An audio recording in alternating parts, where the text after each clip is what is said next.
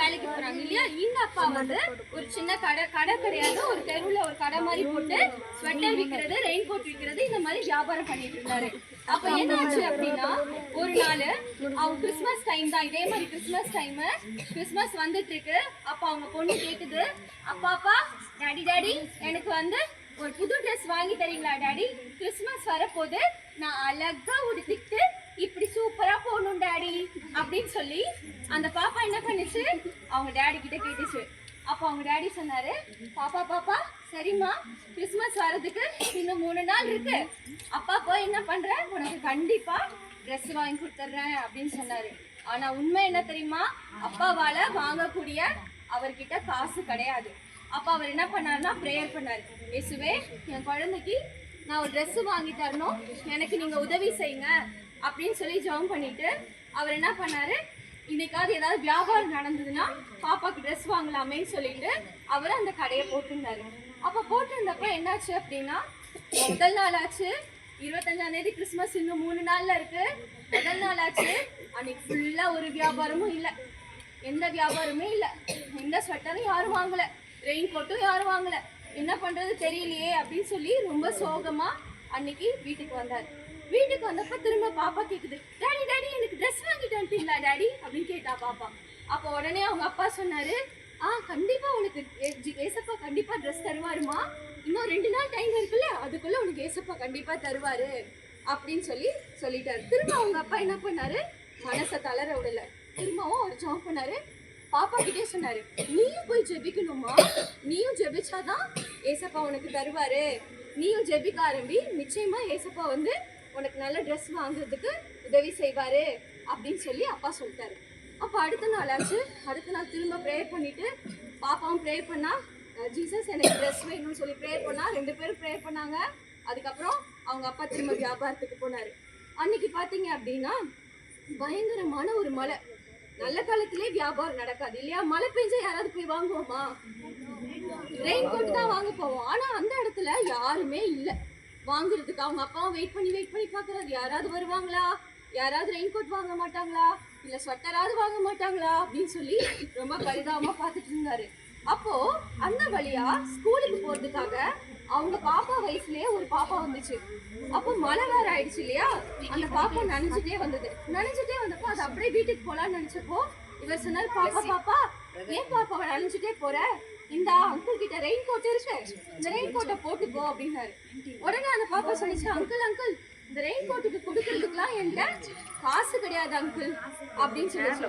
உடனே இவர் என்ன பண்ணாரு, பரவாயில்ல பாப்பா, ரெயின் கோட்டுக்கு கொடுக்க காசு இல்லைனாலும் பரவாயில்ல, எனக்கும் உன்ன மாதிரி ஒரு பொண்ணு இருக்கு, அதனால நான் உனக்கு இலவசமா தரேன், நீ போட்டுக்கோ, நீ பத்திரமா நீ வீட்டுக்கு போய் போனா போதும் அப்படின்னு சொல்லி என்ன பண்ணாரு, அந்த பாப்பாக்கு ரெயின் கோட் கொடுத்தாரு. அப்போ அந்த பாப்பா அந்த ரெயின் கோட்டை போட்டுட்டு அவங்க வீட்டுக்கு போயிட்டான்.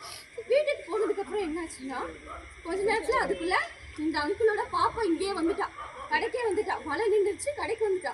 வந்துட்டு டாடி இன்னைக்கு எனக்கு ட்ரெஸ் வாங்கி தரேன்னு சொன்னீங்களா டாடி, நான் அதை போட்டுட்டு இப்படி போவேனாமா டாடி சர்ச்சுக்கு அப்படின்னு சொல்லிட்டு அவ சொல்றா.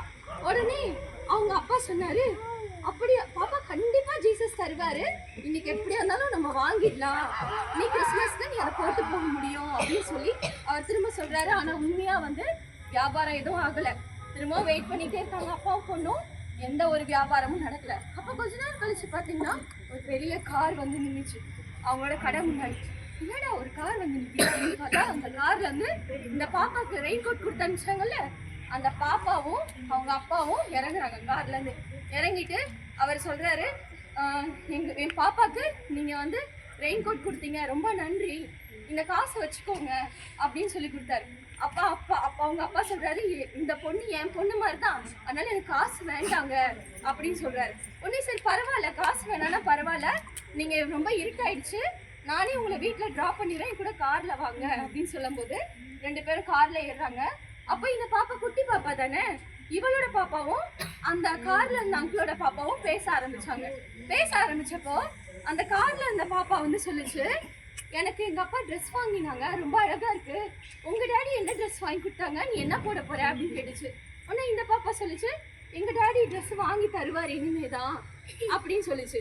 அப்போ இந்த இவங்க பேசுறத அந்த கார் ஓட்டிட்டு இருந்த அவங்க அப்பா கேட்டுட்டு அவருக்கு புரிஞ்சிருச்சு, இன்னும் இந்த பாப்பாக்கு ட்ரெஸ் வாங்கல, அப்ப நம்ம என்ன பண்ணலாம், ஒரு ட்ரெஸ் வாங்கி கொடுத்துடலாம் அப்படின்னு சொல்லிட்டு ஸ்ட்ரெயிட்டா என்ன பண்ணாங்க, ட்ரெஸ் கடைக்கு போய் அந்த பாப்பாக்கு என்ன ட்ரெஸ் எல்லாம் பிடிக்குமோ, ஒரு ட்ரெஸ் இல்ல 4-5 ட்ரெஸ் ரொம்ப அழகழகா என்ன பண்ணாங்க, வாங்கி கொடுத்துட்டாங்க.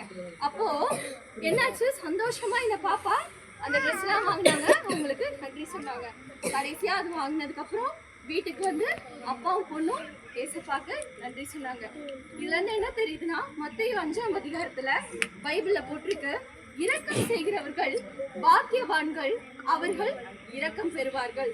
அப்போ இவங்க கிட்ட எல்லாமே இருந்து அவங்க கொடுக்கல இல்லையா, இந்த அப்பா கிட்ட ஒண்ணுமே இல்ல, ஆனா தங்க கிட்ட இல்லைன்னா கூட என்ன பண்ணாரு, அந்த ரெயின் கோட்டை இலவசமா கொடுத்தாரு.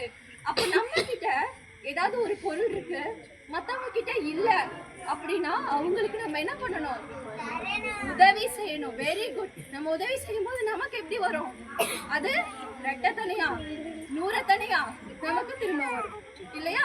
அப்ப இரக்கம் செய்யும் போது நமக்கும் இரக்கம் செய்யப்படும். கதை புரிஞ்சுதா?